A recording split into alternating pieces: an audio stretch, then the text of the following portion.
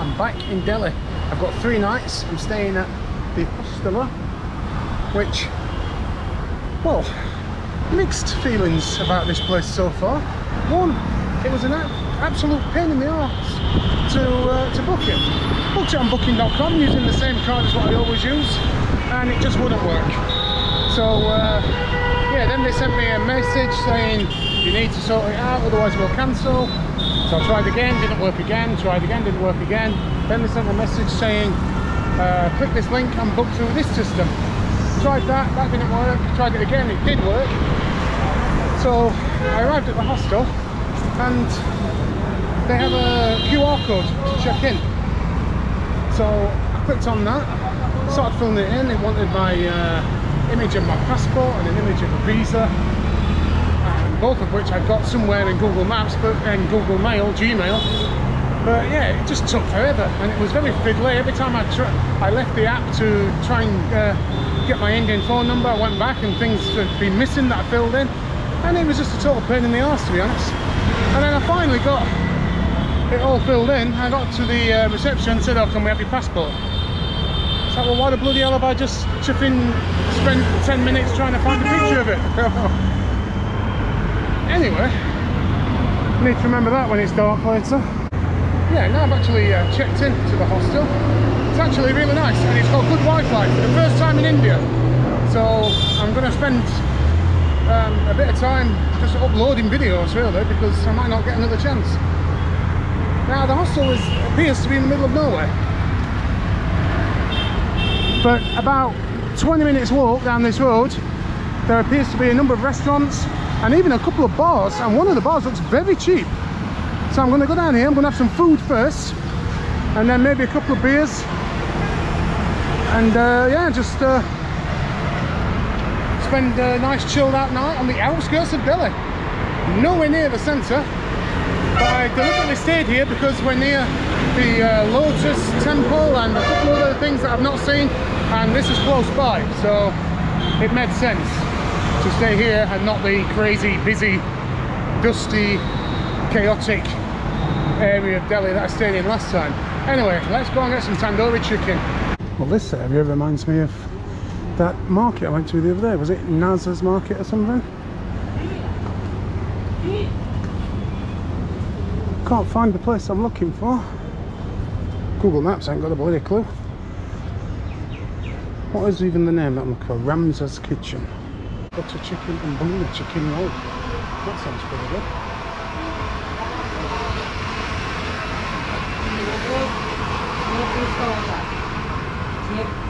Oh, there we even have a Domino's pizza down here. That's got to be down here somewhere.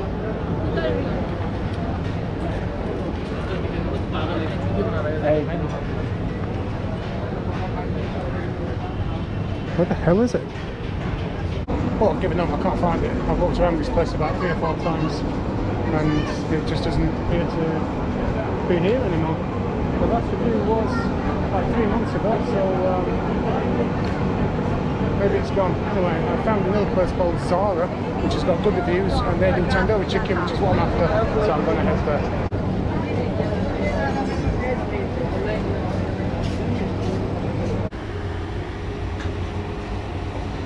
That was decent, nice tandoori, and just around here, apparently, is this it? Bar. Well, that does say bar. I don't know if this is the one I'm looking for. Well, this is the bar that I was looking for, so we're heading into the unknown now. Well, the bar seems friendly enough, and despite Google Maps showing a menu where it has about 30 different beers, they have just the one, Be Young, which is considered to be India's first crafted strong beer. I've headed up to Rajghat, which is quite a big park in Delhi, and this is where Mahatma Gandhi, his resting place is right here. I think we're just approaching it now. Mahatma Gandhi is known as the father of the nation. He led India to independence using non-violent methods. India gained independence from Britain in 1947 and Ghandi died just 1 year later.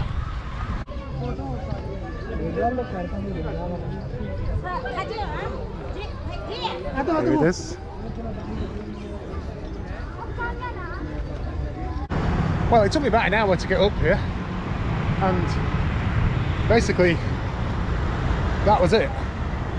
But I suppose I can't come to India and not see the resting place of probably the most important and most famous Indian person that ever lived. So I've still not eaten yet.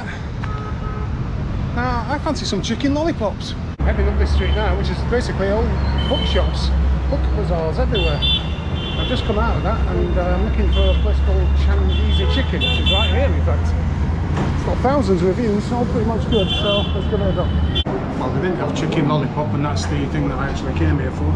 So I've gone for something called chicken fry, don't know what that is, and some chicken satay as well. And yeah, the whole thing came to like £1.90, so we'll see what it looks like when it comes. It's got good reviews, this place. Well, after visiting Ghandi's place of rest, I went back to the market that I visited the other day to do a bit of shopping. I've got myself some t-shirts, some shorts, some socks. God knows if any of it will fit me, but it costs next to nothing, so it doesn't really matter. And now I'm heading to visit a couple of big temples apparently. This is a district I've never been in before. Looks quite lively.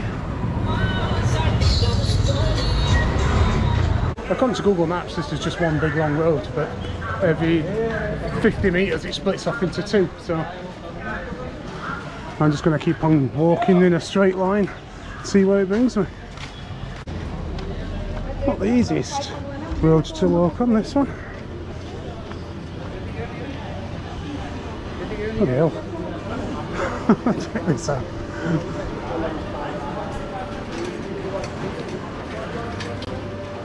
Now if this was back in England, all this would be fenced off, wouldn't it?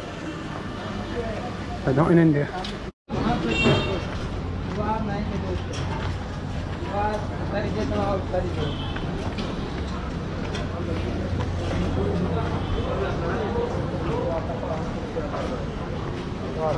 This is crazy. Oh, hang on. We're back on something that resembles a road again. There's a sign here saying no honking.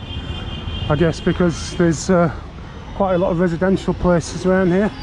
But I don't know if you can hear it, but certainly not making any difference.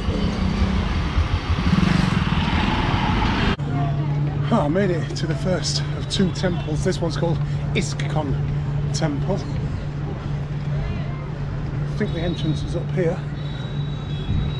I was going to come here earlier, but it closed at 1 o'clock and it opens again at 4. And apparently it's really nice at night because it's all lit up. I'm not waiting around 2.5 hours.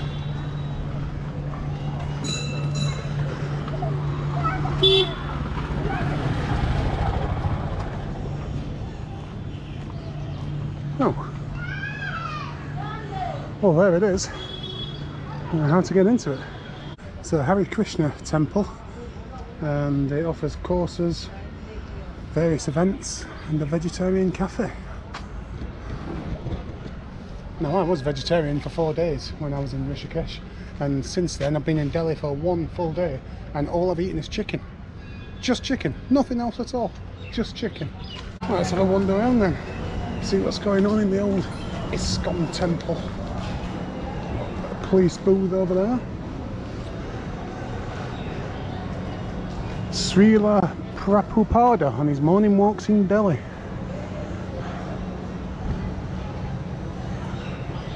We have pictures discussing important issues, stopping to answer questions. We'll take a walk around the grounds first before we go into the temple. I've got my token, 841, that's to get my shoes back.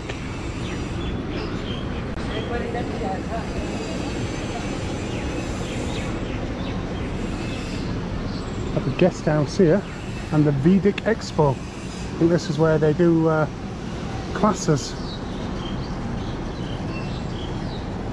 and shows. So this is some of the coming events. I've just missed how to attain permanent happiness. This week is knowing the real self. We've got mastermind behind the universe. If God is one, then why so many religions? I'm a good person. Why am I suffering? And the best yoga to manage stress, anxiety and depression. A lot going on at the old ISKCON.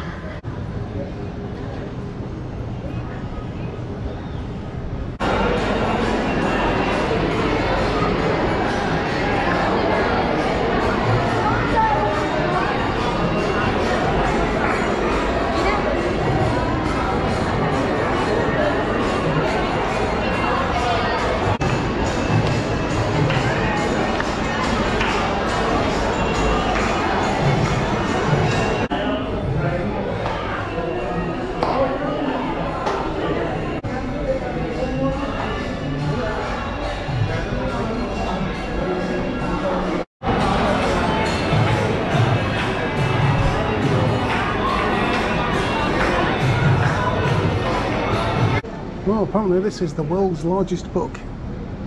I think this is going to be the last thing I go and look at today, and this is something called the Lotus Temple. Now by the time I get there, it's actually going to be closed. It closes at 6 o'clock and it's about 10 to now. But apparently there's not a great deal inside. It's more impressive from the outside, so I'm just going to go down and take a look anyway. It saves me coming up to this district tomorrow. Well, there it is, the Lotus Temple. Everyone seems to be leaving. He closes at 6 o'clock. Well, I was tempted with a tuk-tuk, and I did get offered a tuk-tuk about 37 times, just at the exit of the Lotus Temple. Obviously, whenever there's something where there's people and there's a tourist attraction, at the exit there's just hundreds of tuk-tuks. He wanted 150, and I said no, 50. And he said okay. But then he said something about Dilly Hard, which is in a different direction. He said it's not possible to go this way. So I said, well, I'm not going then. I went to the market to buy some clothes and some socks. I needed to restock my wardrobe, so I've done that with some terrible clothes which probably won't fit. But there's a guy I know from the other day that when you're walking around, there's guys selling socks, little packets of 3 ankle socks, and that's pretty much what I was looking for. So I knew I was going to get them. I thought in my mind, how much do I want to pay for 3 pairs of socks? 100 rupees, £1. You know, that seems fair. Anyway, numerous guys came up and I just kind of brushed them off, and then one woman had stopped with the guy and she was like talking and trying to like bring his price down for something, and so I just like kind of jumped in and said, how much for the socks? And he said 250. 250. So I just went, oh, forget it, and just walked away. And then he said 150. You know, he just came down immediately to 150, and I said, I'll give you 100. He said okay. So from 250 to 100 in seconds. And here's me back a year ago being in Turkey, thinking I was the world's worst haggler, and now it appears I'm the world's greatest haggler.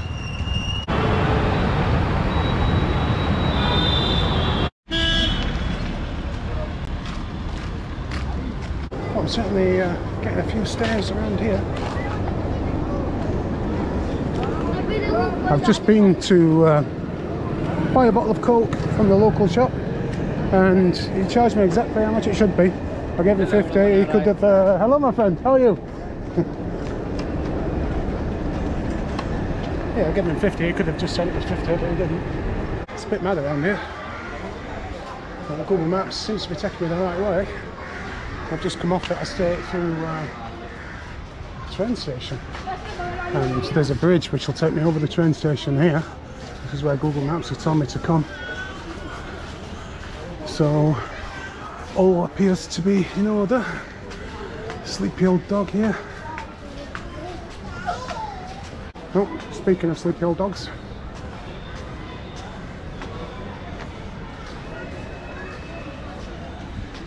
they're everywhere. Well, just when I thought everything was going well, the bridge that I was using to cross over the station only comes halfway, so it's dropped me off in the middle of the station. I need to be over here somewhere, so I'm hoping that there's another way. We will find out. Well, this is actually the end of the line, or the beginning of the line, and there appears to be people walking from this direction, so all seems to be well.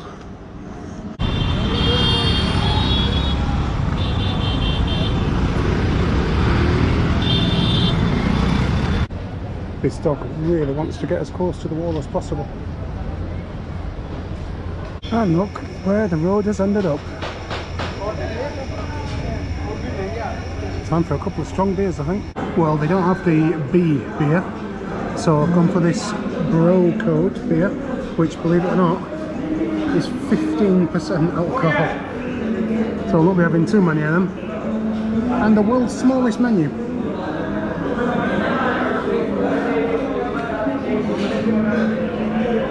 Alright, let's give this a go.